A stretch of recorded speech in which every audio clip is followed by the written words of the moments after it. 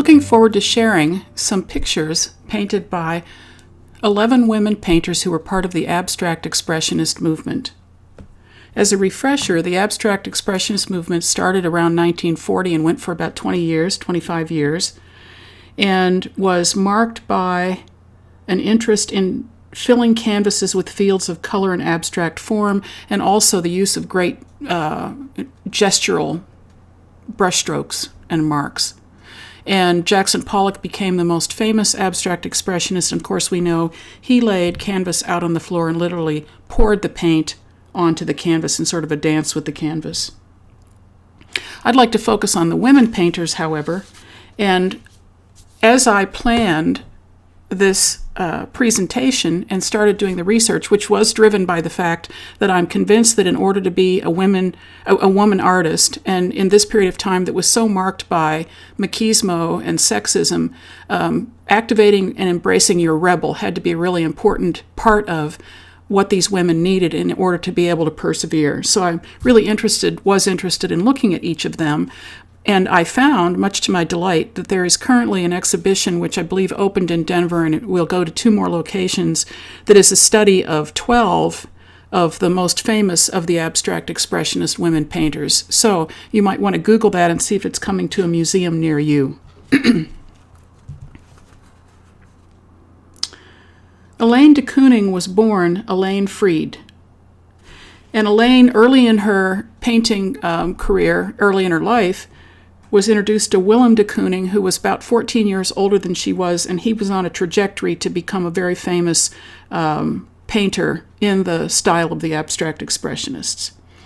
She said many times that he provided her with the best teaching she'd ever had, and that the skills he taught her became the foundation for her confidence as a portrait painter, which eventually she turned to. De Kooning was adulated by his peers, and it was a typical evening for the two of them, he and Elaine, to go together to either friends' apartments or to the Cedar Tavern, which was a dive bar in Greenwich Village, where all these painters hung out together and talked about art. Most of the artists in the village were very poor, so there was a lot of camaraderie at that point and very little competition, and the de Koonings were known to discuss art theory for hours on end. Elaine was the belle of the ball. She was very, very smart. She was not gorgeous in the traditional sense of the word, but she had an electricity around her that drew people to her. Nothing intimidated her. She could hold her own in all of the fierce debates about abstract expressionism, and she could drink with the best of them. Her keen intelligence was really obvious to everyone. In 1957, Elaine and Willem de Kooning separated because they had what was then referred to as an open marriage, and they were drinking too much and having too many affairs, and they just couldn't stay together. So to support herself, she took on a series of short-term teaching jobs. She turned to the portrait in earnest and was actually commissioned to paint what would become the official portrait of John Kennedy to hang in his library. And she worked on this nonstop for over a year, traveling with the Kennedys and sketching and painting him every time she had a chance. The commission was close to being finished when he was assassinated, and she was so devastated by the assassination she didn't paint for a year. In 1976, now sober, Elaine reconciled with Willem de Kooning after he reached out to her. She bought a house near his on eastern Long Island and took over the management of his studio. He was a world-famous painter in need of her protection from distractions, and she embraced that role after the 20 years of their separation, although they had never divorced. She continued with her own portraiture, but an example of someone who did sacrifice some element of her own success in order to care for this perceived greater painter.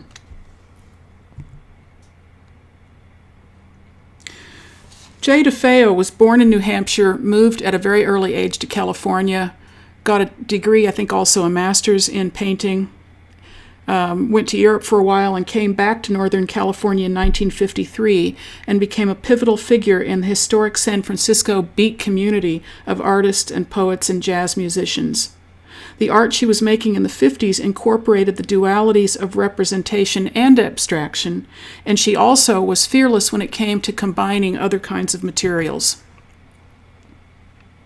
She was interested in exploring the broadest definition of sculpture and drawing and painting. In 1958, she began working on an idea that had a center to it, she said. And it took 8 years to complete The Rose, this monumental work that had so much oil paint on it, she called it a marriage between painting and sculpture. To concentrate completely on The Rose, she eventually withdrew from the art world, almost for much of the 60s, turning down offers of new gallery affiliations and solo exhibitions.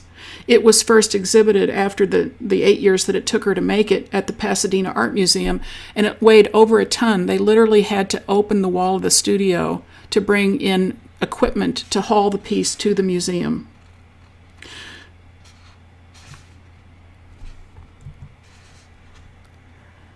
Creating that piece sapped so much of her energy, she abandoned sculpture/painting for some period of time and returned to drawing, and actually in the later part of her career concentrated a lot more on drawing which it just shows how people evolve through periods. You know, abstract expressionism in a way was just, for a lot of these artists, a stopping point between where they'd been before and where they were headed next. They didn't necessarily stay with abstract expressionism for the course of the duration of their careers.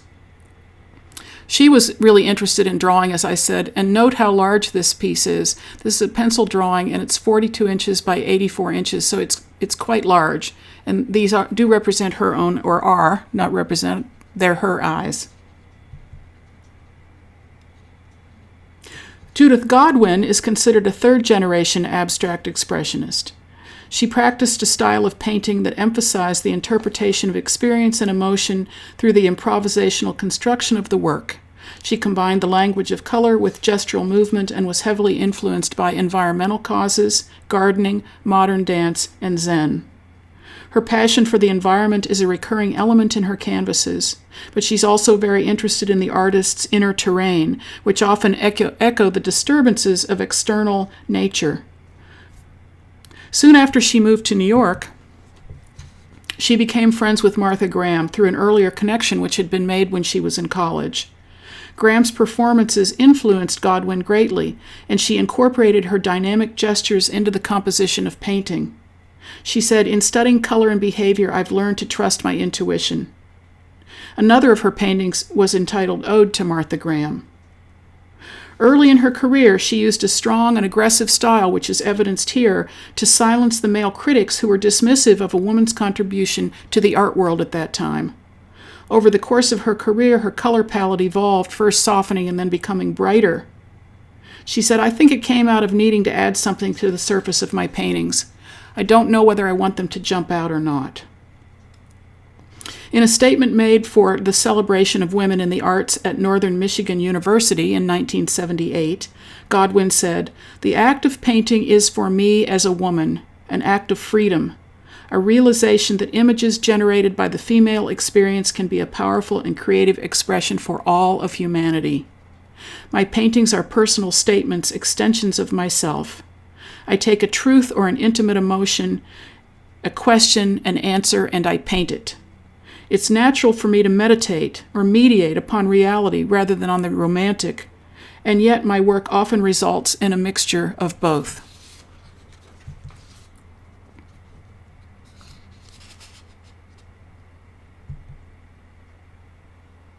And you can see here, this later painting from 1974, the abstract nature of the gesture is still evident, and so there was some of that continued long into the rest of her career.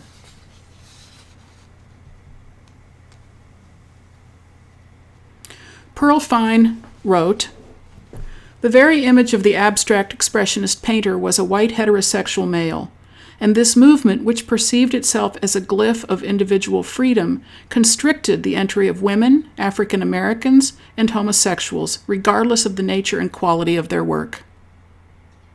While women have had a long history of being left out of the arts, it was her run-in with Sam Coots, who was a New York gallery owner who helped determine what art went mainstream. He made the statement that no woman would ever be in his gallery, no women artists ever in his gallery. To which Fine promptly said, I knew I was as good as anybody else in there. However, she wasn't the only female artist deeply affected by his statement. Every woman in this presentation was affected to one degree or another.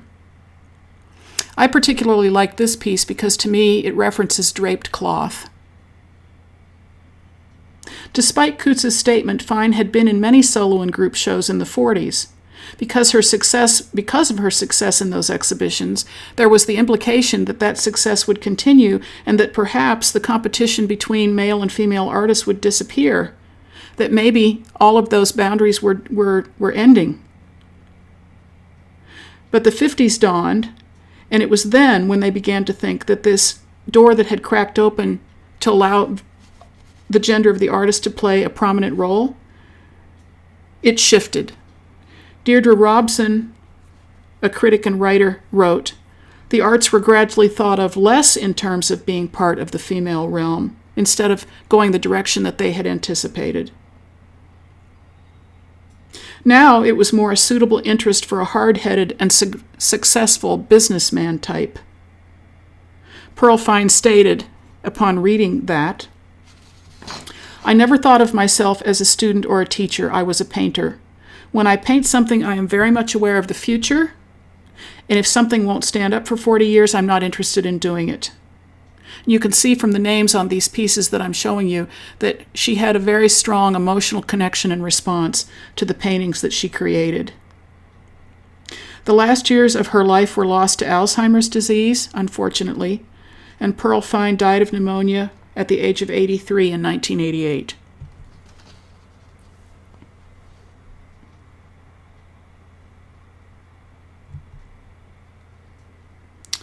So what do you get when you merge Vogue magazine with the Abstract Expressionists, and then throw in the Founding Fathers? Shuffle that up and you get Mary Abbott, a quintessential American, exceptional but unsung artist of the Abstract Expressionist New York School, the progeny of John and John Quincy Adams, and also Deb of the Year, not to mention a cover girl for Vogue, Charm, and Glamour magazine. But why would anyone call her a quintessential American? Certainly not because she was a glamour girl or a socialite, not even because she was a descendant of the presidents with a Mayflower pedigree. No, Mary Abbott was a quintessential American because she fought the stigma of her Katharine Hepburn beauty, her Walden Pond heritage, and the 40s and 50s era that catered to homemakers, the young, smiling, red lipsticked, apron-clad prototype that 40 and 50 era women were busily baking in their kitchens. She overcame that to become one of the most talented artists in the abstract expressionist movement, and it took work, and it took resistance to pressure. So think of John Adams going up against England's King George, and then think of Mary Abbott, because that's exactly what she was doing in her own way. She was the sort of woman that John Adams would be proud of because she devoted her life to her art and finished works that rivaled those of all of the other abstract expressionists, works that are currently represented in major museums throughout the United States.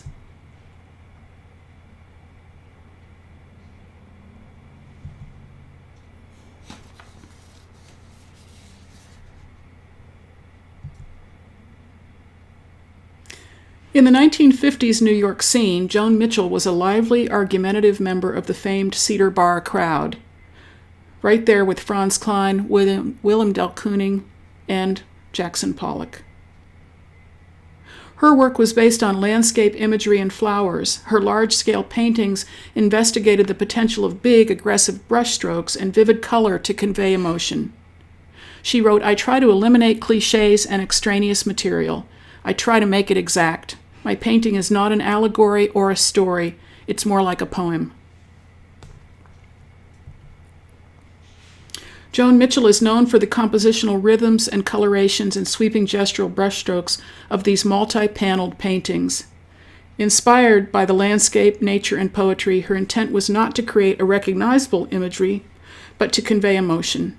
Her success in the 50s was striking at the time when few women artists were recognized. She referred to herself as the last abstract expressionist and continued to create abstract paintings until her death in 1992.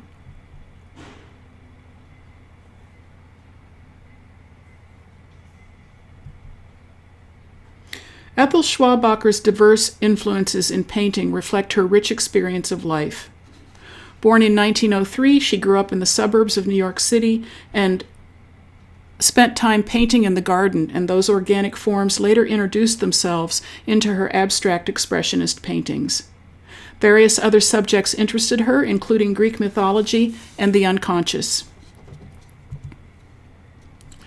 A deep immersion in psychoanalysis in Vienna from 1928 to 34 contributed to her Freudian understanding of the capacity of the subconscious and unconscious state to reveal truths about ourselves. When her husband died unexpectedly in 1951, her work propelled her into representations of anxiety and loss, juxtaposed with the bold and abstract forms. She studied under artist Arshile Gorky from 34 to 36 and wrote his biography. His paintings paralleled her own in their sensitivity toward the psyche and the interest in dreamlike memories and fantasies. In the 60s, her work transitioned into more figurative and representational imagery. Schwabacher also explored her identity as a woman, specifically her role as wife and mother, in a series of paintings related to womanhood and maternity. Her persistent dive into psychological capabilities of the human being led to the celebration of the individual, which is what abstract expressionism was actually all about.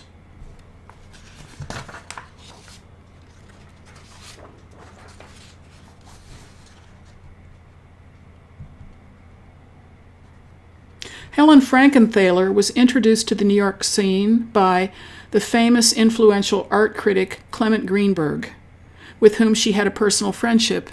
He included her in the post-painterly abstraction exhibition he curated in 1964, and he encouraged her to study with Hans Hofmann, who was a catalyst of the abstract expressionist movement. Some of her thoughts on painting are these. A really good picture looks as if it happened right at once. It's an immediate image. For my own work, when a picture looks labored or overworked and you can read, well, she did this, and then she did that, and then she did this, well, that's no good at all. There's nothing beautiful about that. I throw those out. Although I think it takes 10 of those overlabored efforts to create one really beautiful wrist motion that is synchronized with your head and your heart. And then when you've done that, it looks as if it had been born in a minute. In 1960, the term color field painting was used to describe the work of Frankenthaler, and this style is characterized by the use of hues that are similar in tone and intensity, large compositional shapes, and simplified compositions, all of which are qualities descriptive of her work.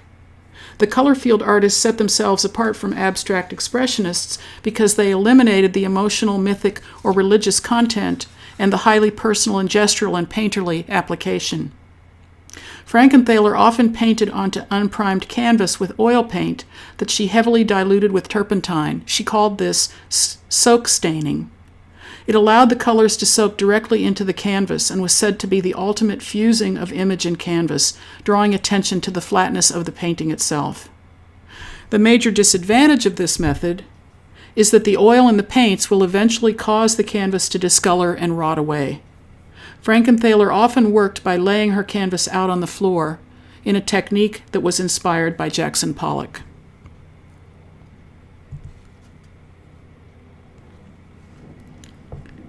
Sonya Gechtoff was another one of the female or women painters who benefit from the fact that she grew up on the West Coast instead of being on the East Coast in New York City.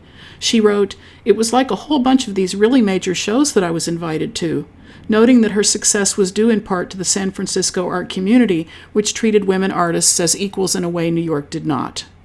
"It was a very special place. I wish it would get more credit.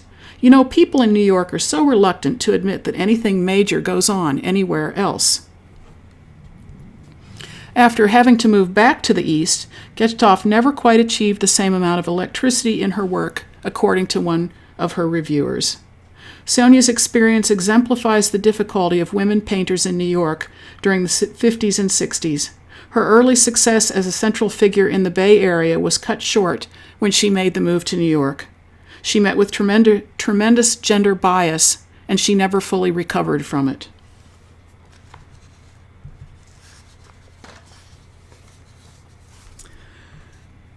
Lee Krasner wrote in Art Form in 1973, It's too bad that women's liberation didn't occur 30 years earlier in my life. I couldn't run out and do a one-woman job on the sexist aspects of the art world, and then continue painting, and then stay in the role I had as Mrs. Pollock.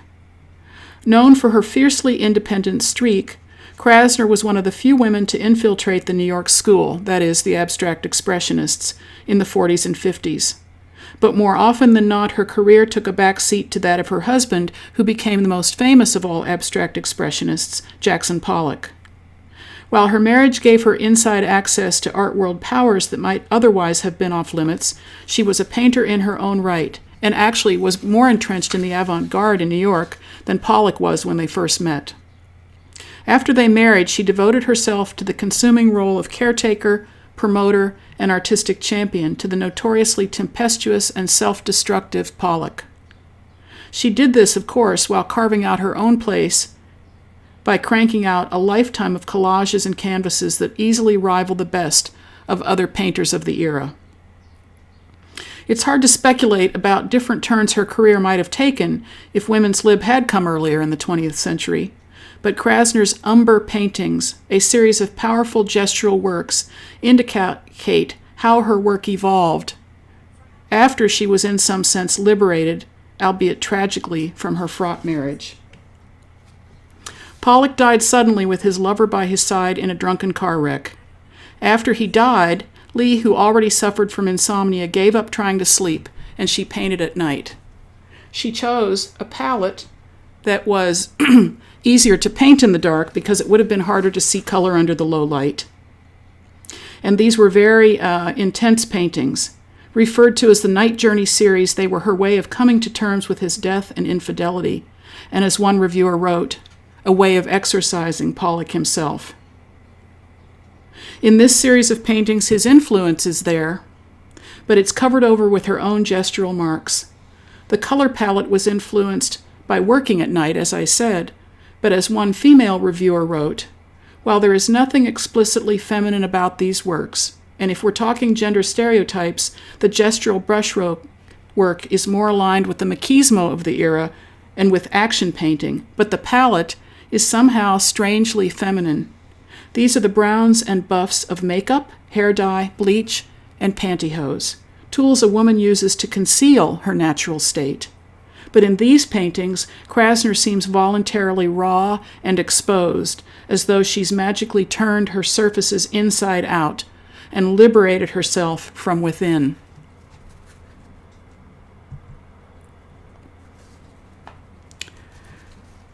Grace Hartigan was a second-generation abstract expressionist linked historically to all of the artists of the first, including Pollock and de Kooning.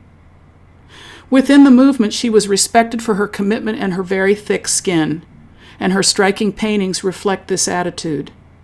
Though she built her early career upon complete abstractions in 1952, she began incorporating recognizable motifs and characters from various sources into her art. She was able to move fluidly between figuration and abstraction. Throughout her long career, it was obvious that she could bounce back and forth between these two styles.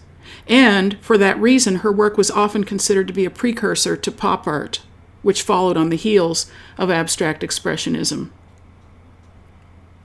Hartigan's best-known works combined the abstraction of her early work with recognizable images from everyday or the motifs that might be taken from the Renaissance or the Baroque periods. That distinction between abstraction and figuration is often blurred by her experimental brushwork and lack of shading. Shortly after her second solo exhibit in 1952, she began incorporating really recognizably imagery from daily life, including fruit and clothing. She said of this change, "I just had to throw in something of the life around me, even if it was just fragments, little memories, little snatches, little wisps of a corner, a piece of fruit, a vendor going by." This move was not popular among proponents of abstraction, particularly Clement Greenberg, who withdrew his support from her and never wrote about her work again. It's been written that for abstract expressionist artists, the process of painting was a heroic battle against the struggles of human existence. Abstract expressionists shared the belief that abstract art could communicate deeper, more universal truths than naturalistic painting or sculpture. But as we have discovered, I hope, by reviewing the work of these 11 women painters, abstract expressionism may have represented the capacity for freedom in artistic creation in a uniquely American way, but as women, each had to struggle and persevere in order to secure their right to paint freely and distinctively. The rebel energy each of them displayed is an inspiration for all of us.